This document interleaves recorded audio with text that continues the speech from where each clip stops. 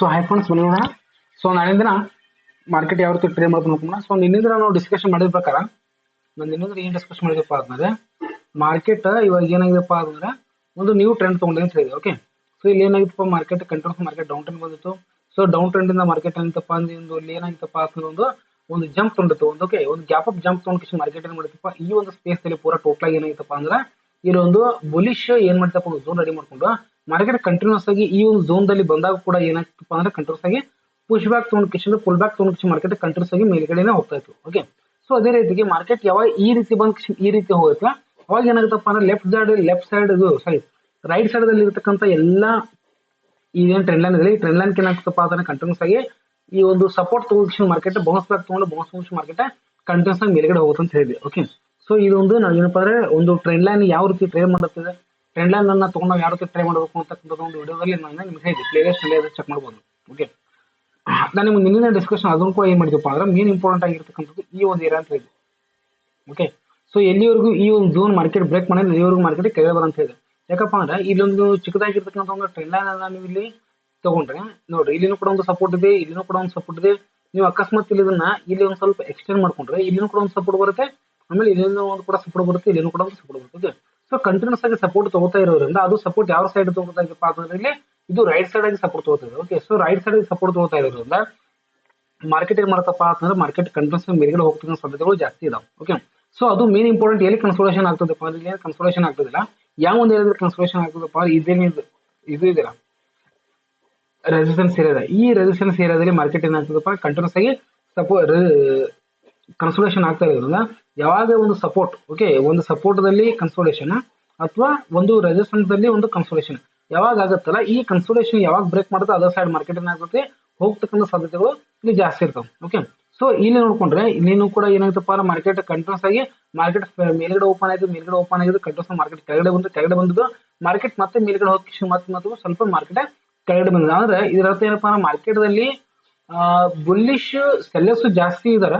Okay, sellers ಅದಾರ, but ಈ ಜಾಸ್ತಿ ಎಲ್ಲ ಏನಪ್ಪಾ ಅಂತಂದ್ರೆ ಇಲ್ಲಿ ಬುಲಿಶ್ ಇದೆ. ಅಂದ್ರೆ ಏನಪ್ಪಾ ಅಂತಂದ್ರೆ ಇಲ್ಲಿ ಬುಲಿಶ್ ಅಂದ್ರೆ ಬಯರ್ಸ್ ಎಷ್ಟು ಇಬ್ರು ಇದ್ರಪ್ಪ ಅಂತಂದ್ರೆ ಸೆಲ್ಲರ್ಸ್ ಎಷ್ಟು ಜನ ಅಂದ್ರೆ ಒಬ್ರು ಅದಾರ. ಇವರು 200 ಜನ ಇದ್ರಪ್ಪ ಅಂತಂದ್ರೆ ಇವರು 100 ಜನ, ಆದ್ರೆ 1:2. ಓಕೆ, ಸೆಲ್ಲರ್ಸ್ ಮತ್ತು ಬಯರ್ಸ್ ರೇಷಿಯೋ ಇರ್ತದಪ್ಪ ಅಂದ್ರೆ 1:2 ದಲ್ಲಿದೆ. ಸೊ ಹೀಗೆ ಏನ್ ಮಾಡುತ್ತದಪ್ಪ ಅಂತಂದ್ರೆ ಮಾರ್ಕೆಟ್ ನಾಳಿನ ದಿನ ಒಂದ್ ವೇಳೆ ಏನಾದ್ರೂ ಈ ಒಂದು ಏರಿಯಾನ ಕ್ರಾಸ್ ಮಾಡ್ಕೊಂಡು ಹೋದ್ರೆ ಮಾರ್ಕೆಟ್, ಓಕೆ ಅದು ಗ್ಯಾಪ್ ಅಪ್ ಆಗ್ಬೋದು ಅಥವಾ ಕನ್ಸೋಲೇಷನ್ ಆಗಿ ಹೋಗ್ಬೋದು, ಯಾವ ಬೇಕಾದ ರೀತಿ ಕೂಡ ಹೋಗ್ತಕ್ಕಂಥ ಸಾಧ್ಯತೆಗಳು ಜಾಸ್ತಿ ಇದಾವೆ.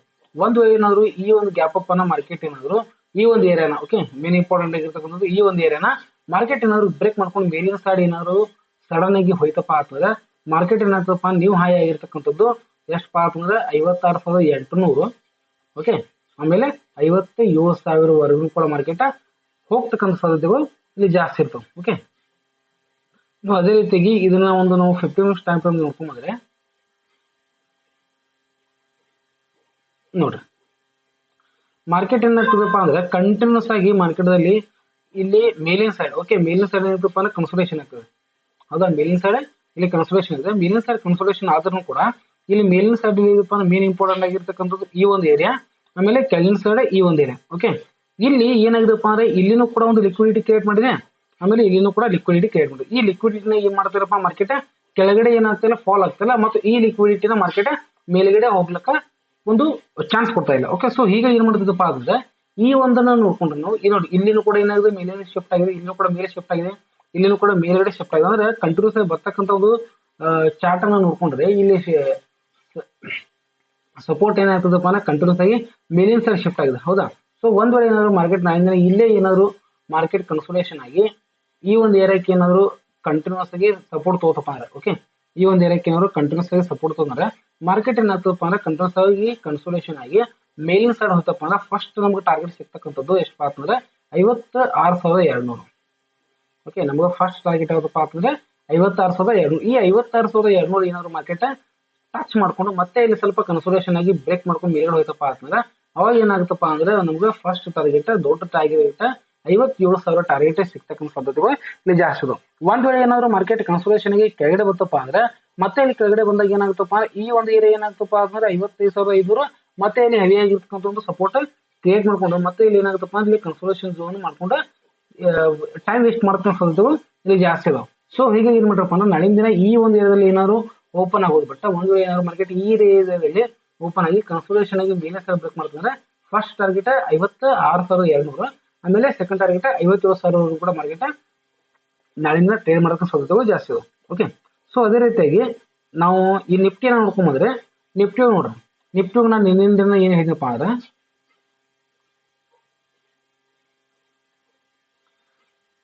ನಿನ್ನಿಂದ ಏನಿದೆಪ್ಪ ಮಾರ್ಕೆಟ್ ಈ ಒಂದು ಏರಿಯಾ ತುಂಬಾನೇ ಕ್ರೂಷಿಯಲ್ ಆಗಿರ್ತಕ್ಕಂಥ ತಿಳಿದಿದೆ 24,600. ಓಕೆ, ಈ 24,600 ತುಂಬಾನೇ ಕ್ರೂಷಿಯಲ್ ಆಗಿರ್ತಕ್ಕಂಥ ತಿಳಿದಿದೆ.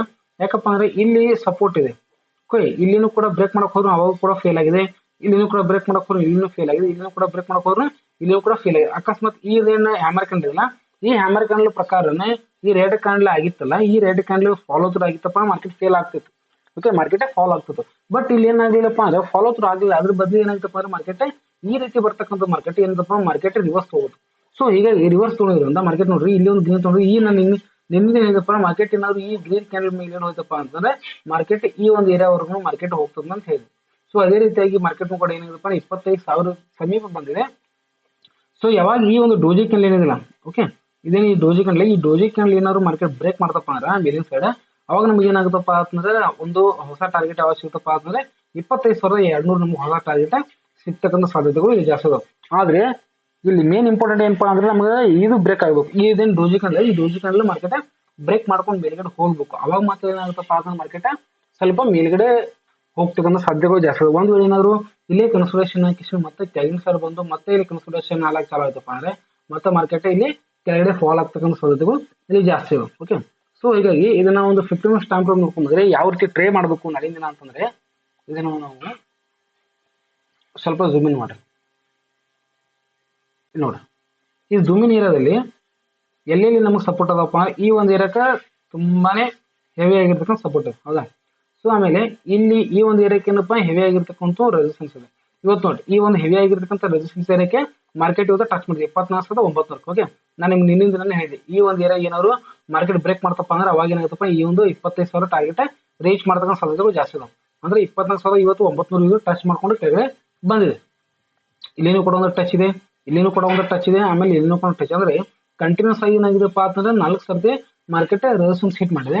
ಅದು ಇವತ್ತು ಇದನ್ನ ಬ್ರೇಕ್ ಮಾಡಕ್ ಹೋದ್ರು ಕೂಡ ಮಾರ್ಕೆಟ್ ಬೆಳೆಯಲ್ಲ. ಯಾಕಪ್ಪ ಅಂದ್ರೆ ಕಂಟಿನ್ಯೂಸ್ ನೋಡ್ರಿ ಈ ಒಂದು ಏರಿಯಾದಿಂದ ಈ ಒಂದು ಏರಿಯಾಕ್ಕೆ ಹೋದ್ರೆ 300 ಪಾಯಿಂಟ್. ಓಕೆ, ಸೊ 300 ಪಾಯಿಂಟ್ ಬಂದಿರೋದ್ರಿಂದ ಮಾರ್ಕೆಟ್ ದಲ್ಲಿ ಏನಾಯ್ತಪ್ಪ ಸ್ವಲ್ಪ ಪ್ರಾಫಿಟ್ ಬುಕ್ ಆಗಿರೋದ್ರಿಂದ ಮಾರ್ಕೆಟ್ ಇಲ್ಲಿ ಸ್ವಲ್ಪ ರಿವರ್ಸ್ ಆಗಿ ಸ್ಟೇ ಆಗಿ ನಿಂತಿದೆ. ಸೊ ಇವಾಗ ನಾಳಿನ ದಿನ ಮೇನ್ ಇಂಪಾರ್ಟೆಂಟ್ ಆಗಿರ್ತಕ್ಕಂಥದ್ದು ಈ ಒಂದು ಏರಿಯಾ. ಓಕೆ, ನಮ್ಮ ಕೀ ಝೋನ್ ಏನೇನಪ್ಪಾ ಅಂತಂದ್ರೆ ಇವಾಗ 24,700 ಮತ್ತು 24,900 ಈ ಎರಡು ಕೀ ಝೋನ್. ಓಕೆ, ಮಾರ್ಕೆಟ್ ಏನಾದ್ರು ಈ ಏರಿಯಾದಲ್ಲಿ 24,900 ಬ್ರೇಕ್ ಮಾಡ್ಬೇಕು, ಇಲ್ಲಪ್ಪ ಅಂದ್ರೆ 24,700 ಬ್ರೇಕ್ ಮಾಡ್ಬೇಕು. ಕೆಳಗಿನ ಸರ್ 24,700 ಬ್ರೇಕ್ ಮಾಡ್ತಂದ್ರೆ ನಮ್ಗೆ ನೆಕ್ಸ್ಟ್ ಟಾರ್ಗೆಟ್ ಯಾವ್ದು ಸಿಗುತ್ತಪ್ಪ ಅಂತಂದ್ರೆ 24,500 ಸಿಗುತ್ತೆ.